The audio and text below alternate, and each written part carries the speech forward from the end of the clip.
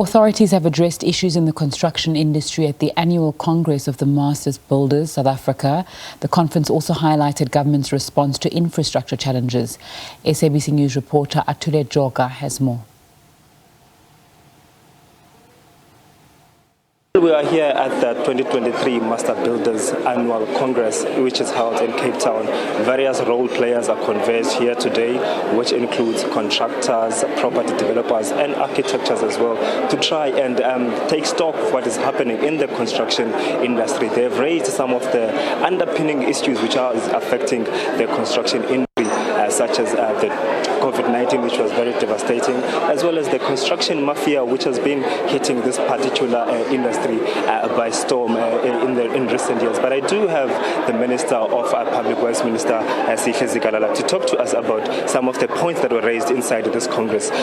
Some of the property developers have raised some of the concerns around the challenges that they are facing, such as lack of transformation in the industry, the deep decline in sales as well as the construction mafia industry. How are you planning to intervene in some of those matters? Well, we are going to intervene, deal with lack of transformation through following public procurement policy. You will know that there is a public procurement bill that is currently being finalized, and we want to set targets for that and have set asides for women, youth, disabled people, and veterans to participate in the industry and in the economy of our country.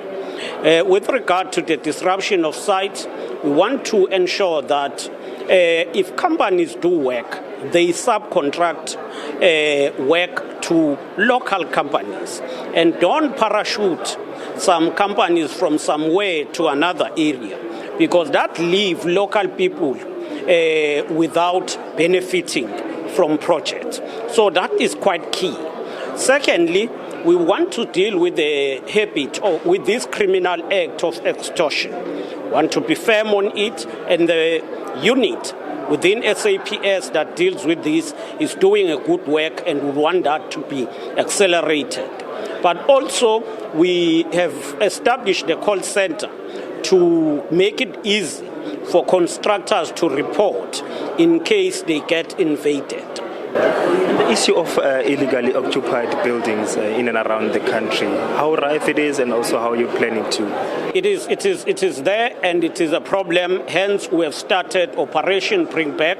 We are going to work throughout the country to ensure that buildings or belonging to government that are illegally occupied are brought back to government. It is what we are going to enforce, and we will be collaborating with all law enforcement agencies to do this. One of the issues that was raised inside here by the contracts, the issue of payments being paid late. How are you? We want to emphasize that contractors must be paid on time, and that's why we say all contractors and service providers must be paid within 30 days. And this is an operation we're going to run and ensure that there is no one who demands bribe so that he or she is paid or is paying the service contractor. We want to have that engagement and open the processes. And this call center I'm referring to will also include taking calls from those who believe that they are not being paid and may be subjected to some fraudulent element. So this call center will also be a center where we collect complaints of people who are saying they are not paid, so that we pay on time. Also, how important is the construction sector in the GDP of the country? You're talking about the fact that you need to invest in other sectors which are integrated, such as the energy, road. Construction as a sector, it's an enabler. It also has multiple effects. Once you bring development through infrastructure, other sectors emerge. So infrastructure development propels and help to create more opportunities. It is because of that that we've got a pipeline of bankable projects that we have packaged through ISA, and we will be rolling out those projects throughout the country. How much is invested? Well, we have invested on project preparation 600 million over a period of 3 years.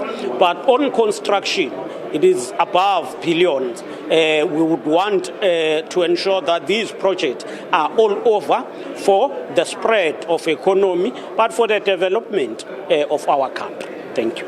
Before I let you go, what are you hoping for in this conference?